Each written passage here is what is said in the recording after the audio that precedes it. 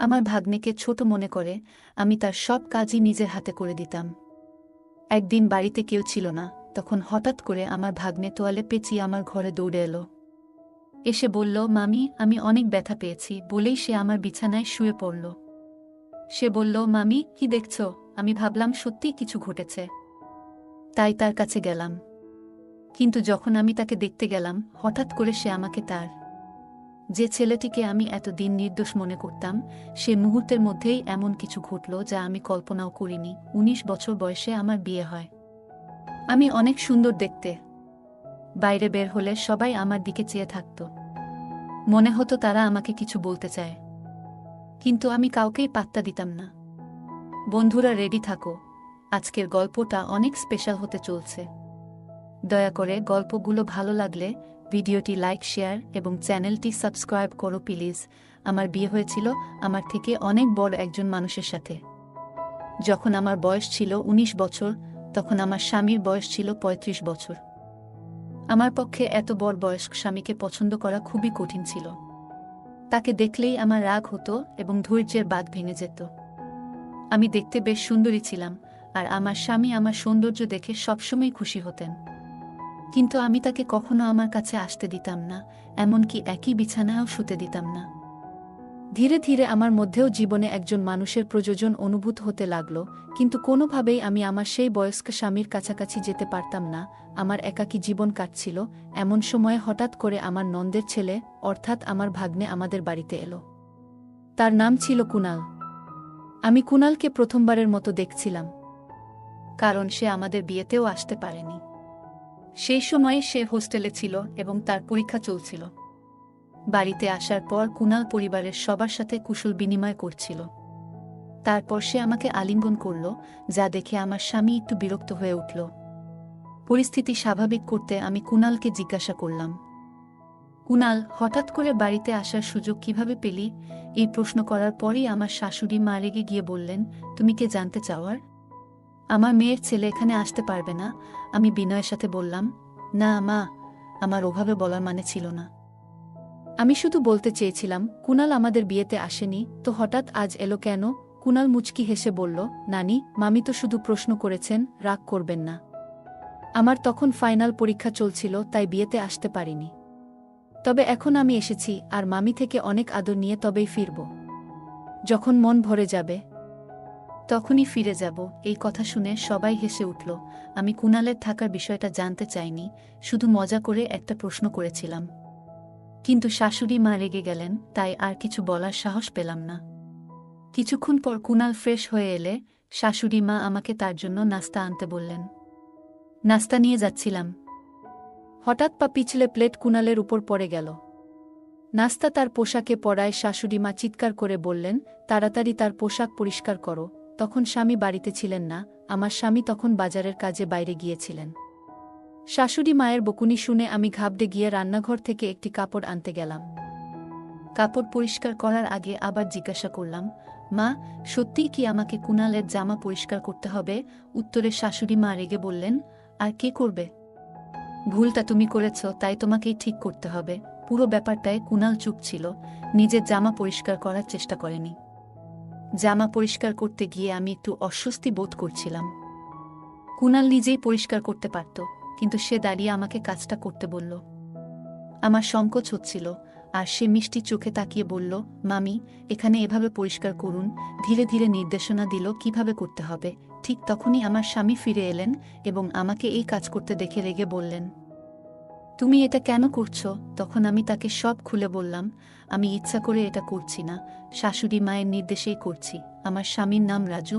তিনি শাশুড়ি মায়ের দিকে তাকিয়ে বললেন, মা, কুনাল এখন নিজেই, সে আর ছোট্টি নেই যে আমার স্ত্রীর সাথে এভাবে কাজ করানো হবে। যা হয়েছে তা ছিল একটা দুর্ঘটনা।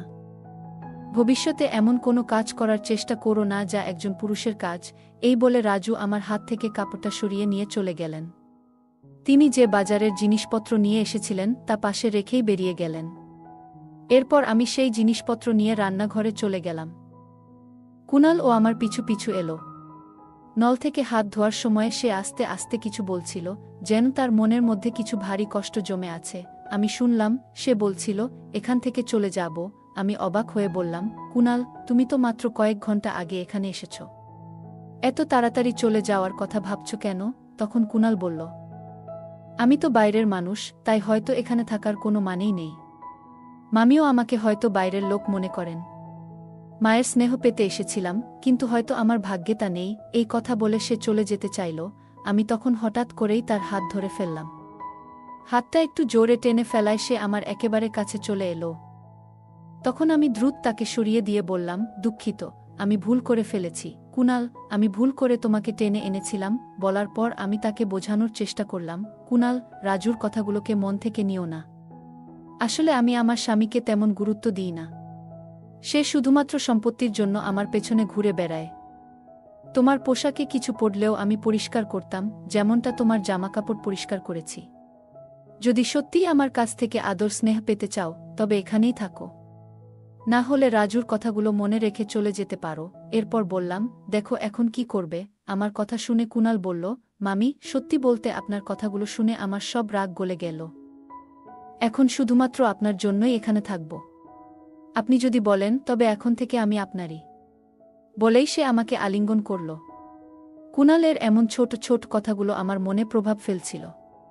চোখের পলকেই 5 দিন কেটে গেল। এই কদিনে কুনাল বাড়ির একজন সদস্য হয়ে উঠেছিল।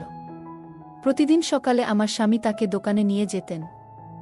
রাজুর একটি ছোট দোকান ছিল, আর কুনালকে একঘেয়েমি থেকে বাঁচাতে তাকে সঙ্গ নিতেন। কুনাল আসার পর বাড়ির কাজের চাপ বেড়ে গেল। শাশুড়ি মা সারাদিন মন্দিরে থাকায় বাড়ির কাজে সহায়তা করতেন না, আর স্বামীর আয়ও ছিল কম, তাই কাজের লোক রাখা সম্ভব ছিল না। একদিন আমি রাজুকে বললাম, রাজু, এত কাজ আর পারছি না। বাড়িতে এখন আরও একজন সদস্য, কিন্তু শাশুড়ি মা কোনো সাহায্য করছেন না। আমাদের কথোপকথন শাশুড়ি মা শুনে ফেললেন। রেগে ঘরে ঢুকে বললেন, এই বয়সে তুমি আমার কাছ থেকে কাজ করাতে চাও? আর স্বামীর কানেও কথা ঢালছ? এরপর তর্ক শুরু হলো। রাজু এসে বলল, দুজনেই চুপ করো। মা আর আগের মতো কাজ করতে পারেন না, আর আমি কাজের লোক রাখতে পারবো না, যার জন্য বাড়ির কাজ বেড়েছে। সেই সাহায্য করবে। তারপর রাজু কুনালের দিকে তাকিয়ে বলল, কুনাল, তুমি দোকানে যাবে না, বাড়িতে থেকে মামির কাজে সাহায্য করবে। স্বামী তার দায়িত্ব থেকে মুক্তি পেতে নিজের ছোট ভাইপোকে আমার সাথে বাড়িতে একা রাখার সিদ্ধান্ত নিয়েছিল। আমি কিছু না বলেই তার এই সিদ্ধান্ত মেনে নিলাম। পরের দিন থেকে কুনাল বাড়িতে থেকে আমার সাথে কাজ করা শুরু করল। সকালে ঘরের কাজের সময় সে আমাকে সাহায্য করত। নাশতার পর শাশুড়ি মা মন্দিরে চলে যেতেন আর রাজু দোকানে বেরিয়ে যেতেন। তাদের যাওয়ার পর আমি নাশতা করতাম এবং কুনাল আমার সাথে বসে খেত। কুনালের কিছু আচরণ আস্তে আস্তে আমার নজরে আসতে শুরু করেছিল। যখন শাশুড়ি মা ও রাজু বাড়িতে থাকতেন, তখন সে দূরত্ব বজায় রেখে কাজ করত। কিন্তু যেই তারা বেরিয়ে যেতেন, কুনাল আমার অনেক কাছাকাছি চলে আসত। তবে ভালো দিক ছিল যে শাশুড়ি মা যে কোনো সময় বাড়ি ফিরে আসতেন, আর এই ভয়ে কুনাল কিছুটা সতর্ক থাকত। সকালের দিকে যখন শাশুড়ি মা ও রাজু বাইরে যেতেন, তখন কুনাল মাঝে মাঝে আমার কাছে তার ব্যক্তিগত কাজের জন্য বলতো। যেমন সে যখন গোসল করতে যেত, আমাকে বলতো তার কাপড় বিছানায় গুছিয়ে রাখতে। তার সাহস এতটাই বেড়ে গিয়েছিল যে একদিন সে আমাকে বলল, মামি, আজ তুমি শাড়ি পরে আসো, শাড়িতে তোমাকে অনেক সুন্দর লাগে। আমি এইসব বিষয়গুলো উপেক্ষা করছিলাম, কিন্তু তার আচরণ ক্রমশ বাড়ছিল। একবার সে বলল, মামি, গোসলের জন্য বালতিতে জল ভরে দাও। সেদিন আমি রান্নার জন্য সবজি নিয়ে বেশ বিরক্ত ছিলাম, তাই গোসলের জন্য খুব গরম পানি ভরে রেখেছিলাম। কিছুক্ষণ পরে কুনাল বাথরুম থেকে দৌড়ে আমার ঘরে চলে এলো। তার গায়ে শুধু একটি তোয়ালে জড়ানো ছিল। সে ঘরে ঢুকে বলল, মামি, আমাকে পুড়ে যাওয়া মলম লাগিয়ে দেও, খুব গরম লেগে গেছে। আমি তখন বুঝতে পারলাম আমি রাগের মাথায় অত্যধিক গরম পানি দিয়েছিলাম, আর সে হয়তো পানি পরীক্ষা না করেই গোসল শুরু করেছিল। কুনাল আমার দিকে এসে বলল, মামি, খুব জ্বালা করছে, কোনো ক্রিম বা কিছু আছে কি? একটু লাগিয়ে দাও। সে তার পা দেখালো যেখানে সে বলছিল পুড়ে গেছে। আমি একটু নার্ভাস হয়ে গেলাম এবং বললাম, আমার ভুল হয়েছে, রাগের মাথায় এমনটা করিনি। আমি কুনালকে বললাম, আমার উচিত ছিল না এত গরম পানি সেখানে রাখা, কিন্তু তুমিও তো আগে দেখে নিতে পারতে পানিটা কতটা গরম। কুনাল হেসে বলল, এসব বাদ দাও, আগে আমার পায়ের দিকে তো দেখো। আমি তখন লজ্জা আর অস্বস্তিতে আস্তে আস্তে তার পায়ের তোয়ালেটা সরাতে লাগলাম। দেখি তার হাঁটুর উপরে কিছুটা জ্বলে গেছে। একজন তরুণ ছেলেকে এভাবে স্পর্শ করতে গিয়ে আমি একটু অস্বস্তিতে পড়ে গেলাম। তোয়ালেটা সরানোর আগে একবার কুনাল এর দিকে তাকালাম। তার চোখের চাহনি দেখে আমি একটু দূরে সরে গেলাম। তারপর বললাম, তুমি মিথ্যে অভিনয় করছো, তাই না? কুনাল বলল, মামি, আমি জানতে চাইছিলাম তুমি রাগ থেকে এটা করেছো নাকি আমার জন্য চিন্তিত ছিলে। আমি তো শুধু তোমার সাথে একটু মজা করছিলাম। তার কথায় আমি রেগে গেলাম। হঠাৎ সে আমার হাত ধরে তার দিকে টেনে নিল আর চোখে চোখ রেখে বলল, মামি, আমি তোমার কাছে কেমন? তার প্রশ্নটা অদ্ভুত লাগল। আমি বললাম, কুনাল, এটা তুমি কি করছো? আমি তোমার মামি, এটা ভুলে যেও না। আমার হাত ছেড়ে দাও, না হলে আমি তোমার মামার কাছে অভিযোগ করব। কুনালের প্রতিক্রিয়া ছিল, মামা আমাকে এখান থেকে বের করতে পারবেন না। তার এই কথায় আমি আরও অবাক হয়ে গেলাম। এরপর সে আমাকে আরও কাছে টেনে নিল, এতটাই কাছে যে আমি নিজের স্বামীর সাথেও এতটা ঘনিষ্ঠতা কখনো অনুভব করিনি। কুনালের এমন আচরণে আমি কিছুটা দুর্বল হয়ে পড়ছিলাম। ঠিক তখনই বাইরে থেকে শাশুড়ি মা জোরে ডাকলেন, বুমা। সেই মুহূর্তে শাশুড়ি মায়ের কণ্ঠ আমার কাছে আশীর্বাদের মতো শোনাল, কারণ তার ডাকে আমি কুনালের হাত থেকে রেহাই পেলাম। শাশুড়ি মা আসার পর কুনাল আমাকে ছেড়ে কিছুটা দূরে সরে গেল। রাতে আমি মনে মনে সিদ্ধান্ত নিয়েছিলাম যে এই বিষয়ে আমার স্বামী রাজুর সঙ্গে কথা বলবো। শোয়ার আগে রাজু হঠাৎ বলল, তোমার তো এখন কাজের চাপ কিছুটা কমে গেছে, তাই না? কুনাল তো তোমাকে সহায়তা করছে। তাই তো। আমি কিছু বলার আগেই কুনাল আমাদের ঘরে এসে ঢুকল এবং হাসতে হাসতে বলল, মামা, তুমি কেন ছোটদের মতো দুধ খাচ্ছ? আমি মজা করে উত্তর দিলাম, তোমার মামার শরীরে ক্যালসিয়ামের ঘাটতি আছে, তাই দুধ পান করেন। এতে কোনো সমস্যা আছে? এটা আমাদের ব্যক্তিগত বিষয়, তোমার এখানে থাকা জরুরি নয়। এরপর কুনালকে বাইরে যেতে বললাম। আমার এই কথায় আমার স্বামীর মুখে হাসি ফুটে উঠল। তারপর আমরা দুজনে ঘুমিয়ে পড়লাম। পরের রাতে আমি যখন রান্নাঘরে দুধের গ্লাস রাখতে যাচ্ছিলাম, তখন হঠাৎ কুনাল আমাকে টেনে তার ঘরে নিয়ে গেল। তার এমন আচরণ দেখে আমি রেগে গিয়ে বললাম, কুনাল, তুমি কি করছো? আমি তোমার মামি, এটা ভুলে যেও না। তুমি যদি 5 সেকেন্ডের মধ্যে আমার হাত না ছাড়ো, তবে আমি চিৎকার করব। কুনাল ঠান্ডা মাথায় বলল, মামি, তুমি মাইক নিয়েও চিৎকার করো, তোমার স্বামী শুনতে পাবে না। কারণ তাকে তুমি এমন দুধ খাইয়ে দিয়েছ যাতে ঘুমের ওষুধ মেশানো। আমি সবকিছু দেখেছি, আর আমার মোবাইলেও সেই ঘটনা রেকর্ড আছে। কুনালের কথাগুলো শুনে আমি হতভম্ব হয়ে গেলাম। তার মোবাইল স্ক্রিনে আমি নিজেকে দেখতে পেলাম, যেখানে দেখা যাচ্ছিল আমি রাজুর দুধের গ্লাস এ ওষুধ মেশাচ্ছি। সে বলল, মামি, একবার ভাবো, যদি মামা এই ভিডিও দেখে ফেলে, তাহলে কি হবে? আমি প্রতিদিন রাজুর দুধের গ্লাস এ চুপিসারে ঘুমের ওষুধ মিশিয়ে দিতাম। কুনাল সেই ঘটনা ভিডিও করে আমাকে ব্ল্যাকমেইল করতে শুরু করল এবং আমার সাথে ঘনিষ্ঠ হওয়ার চেষ্টা করতে লাগল। এতটা ধূর্ত হবে তা আমি ভাবতেও পারিনি। তখন আমার কাছে মিষ্টি কথা বলে তাকে শান্ত করা ছাড়া আর কোনো উপায় ছিল না। তাই আমি কুনাল এর কাছে গিয়ে তার গলায় হাত রেখে বললাম, কুনাল, আমি তো শুধু তোমার সাথে মজা করছিলাম। তুমি যখন থেকে এখানে এসেছ, তখন থেকেই তুমি আমার খুব কাছের মানুষ হয়ে গেছ, কিন্তু আমি বলতে পারিনি। আজ সুযোগ পেয়েছি, তাই বলছি। আমি কুনালকে এমনভাবে জড়িয়ে ধরলাম যেন সে আমার কথায় বিশ্বাস করে। কিছুক্ষণ পর বললাম, কুনাল, আমার পেটে হঠাৎ ব্যথা করছে, কাল এসে তোমার সঙ্গে দেখা করব। এই বলে আমি তার ঘর থেকে বেরিয়ে এলাম। পরের দিন থেকে রাজু কুনালকে তার দোকানে নিয়ে যেতে লাগল। কুনালের উপর আমার একদম বিশ্বাস ছিল না। যদি সে ভুল করে কিছু বলে ফেলে, তবে রাজুর সামনে আমার অবস্থার কি হবে ভাবতেই পারি না। রাজু ও কুনাল দোকানে চলে যাওয়ার কিছুক্ষণ পর আমি দোকানের দিকে গেলাম, যাতে কুনাল এর উপর নজর রাখতে পারি। দোকানে ঢুকে দেখলাম সেখানে কেউ নেই। হঠাৎ সেখানে একটা গোপন ঘর দেখতে পেলাম, যা আমি আগে কখনো দেখিনি। আমি ভিতরে যেতে পারলাম না, কিন্তু সেখানে কারো কথা শোনা যাচ্ছিল। দরজার বাইরে কান পেতে শুনতে লাগলাম। রাজু কুনালকে বলছিল, তুমি কবে এটির চিকিৎসা শেষ করবে? যত তাড়াতাড়ি সম্ভব কাজটা শেষ করে তোমার টাকা নিয়ে এখান থেকে চলে যাও। কোনো মেয়ে আমার স্বামী কাকে এত ভালোবাসে? কিছুই বুঝতে পারছিলাম না। এর মধ্যেই কুনাল বলল, তুমি আমাকে এই মেয়েটার চেহারা দেখাচ্ছ না কেন? একে? কিন্তু রাজু তাকে চুপ থাকতে বলল। আমার সন্দেহ ছিল না যে কুনাল আমার সম্পর্কে কিছু বলেনি। হঠাৎ তাদের বেরিয়ে আসার শব্দ শুনে আমি দ্রুত দোকান থেকে বেরিয়ে বাসায় ফিরে এলাম।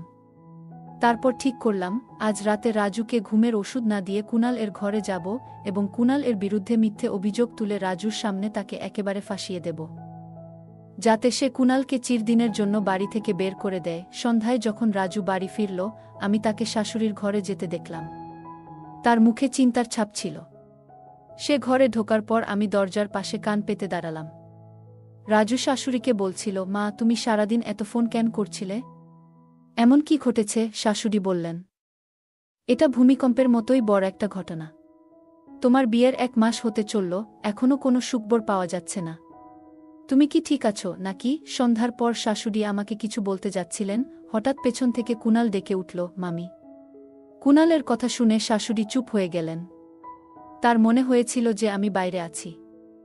আমি তার কথার প্রতিক্রিয়া না দেখিয়ে সরাসরি রান্নাঘরের দিকে চলে গেলাম। রাতে পরিকল্পনা মতো যখন রাজু ঘুমিয়ে পড়ল, আমি কুনালের ঘরের দিকে গেলাম। কাছে গিয়ে তাকে আলিঙ্গন করলাম এবং বললাম, কুনাল, আমি আমার প্রতিশ্রুতি রেখেছি, এখন আমি শুধুই তোমার। কুনাল আমার কাছে আসতেই আমি হঠাৎ তার হাত ধরলাম এবং চিৎকার করে উঠলাম, বাঁচাও, বাঁচাও। আমার চিৎকার শুনে রাজু দৌড়ে ঘরে এলো। তখন আমি রাজুকে বললাম, তোমার ভাগ্নে আমার উপর জোর করার চেষ্টা করেছে, ওকে বাড়ি থেকে বের করে দাও। রাজু আমার দিকে রাগান্বিত হয়ে চড় মারল এবং বলল, কুনাল আমাকে সবকিছু দুপুরেই বলে দিয়েছিল। আমি জানতাম তুমি আমাকে ঘুমের ওষুধ খাওয়াচ্ছিলে। এখন কুনাল আর আমি দুজনেই তোমাকে শাস্তি দেব। ঠিক সেই মুহূর্তে বাহিরে পুলিশের গাড়ির আওয়াজ শুনতে পেলাম। পুলিশ কয়েক মিনিটের মধ্যে ঘরে ঢুকল। আসলে আমি অনেক আগেই সন্দেহ করেছিলাম কুনালের উপর। সেই সন্ধ্যায় শাশুড়ি আর রাজুর কথাবার্তা শুনে আরও সন্দেহ বেড়ে গিয়েছিল। আমি বুঝতে পারছিলাম না কেন তারা আমাকে দ্রুত গর্ভবতী করতে চায়। তখনই বুঝলাম আমার জীবনের ঝুঁকি রয়েছে। আমি এর আগেই পুলিশের কাছে সবকিছু জানিয়ে দিয়েছিলাম। পুলিশ কুনাল, রাজু এবং শাশুড়িকে গ্রেপ্তার করল। আমি তাদের সাথে আমাদের দোকানে গেলাম। দোকানে পৌঁছে আমরা তদন্ত শুরু করলাম এবং দেখলাম একটি মেয়ে ঘুমিয়ে রয়েছে, তার মুখ পুরোপুরি ঢেকে দেওয়া। যখন আমরা তার গা থেকে কম্বল সরালাম, তখনই আমার মাথা ঘুরে গেল। কারণ সে আর কেউ নয়, আমার নিজের বোন। চিকিৎসক জানালেন সে গভীর কোমায় রয়েছে। রাজু আমার বোনের স্বামী ছিল। বিয়ের কিছুদিন পরই সে অভিযোগ করেছিল আমার বোন পালিয়ে গেছে। এতে পরিবারে বিশাল অশান্তি শুরু হয়। মানসম্মান বাঁচাতে রাজু বাবাকে আমাকে বিয়ে করতে বলে এবং বাধ্য হয়ে আমাকে বিয়ে করতে হয়। পুলিশের বয়ানে জানা গেল শাশুড়ি আমার বোনের উপর অত্যাচার করে বাবার সম্পত্তি দখল করতে চেয়েছিল। বোন নিজেকে রক্ষা করতে জানায় সে আসল মেয়ে নয়, সম্পত্তি আমার নামে। কিন্তু রাজুর অত্যাচারে সে কোমায় চলে যায়। রাজুর আসল উদ্দেশ্য ছিল আমার বাবার সম্পত্তি দখল করা। তার পরিকল্পনা ছিল আমার সঙ্গে বিয়ে করে আমাকে গর্ভবতী করা, যাতে আমি কিছুই করতে না পারি। এরপর আমার বাবার সম্পত্তি দখল করা সহজ হবে। এদিকে কুনাল, যে গ্রামের একজন সাধারণ ডাক্তার ছিল, তাকে বড় অঙ্কের টাকার লোভ দেখিয়ে আমার বোনের চিকিৎসার জন্য ডাকা হয়েছিল। শেষ পর্যন্ত পুলিশ ও আদালতের মাধ্যমে সেই 3 অপরাধীকে যাবজ্জীবন কারাদণ্ড দেওয়া হয়েছিল। আমার বাবা ভেবেছিলেন রাজু একজন সৎ এবং সরল মানুষ। কিন্তু তার পেছনে এত বড় ষড়যন্ত্র লুকিয়েছিল যা আমরা কল্পনাও করতে পারিনি। ভাগ্যক্রমে আমি সেই ফাঁদ থেকে পালাতে পেরেছিলাম। এখন আমার একমাত্র আশা, আমার বোন দ্রুত সুস্থ হয়ে উঠুক।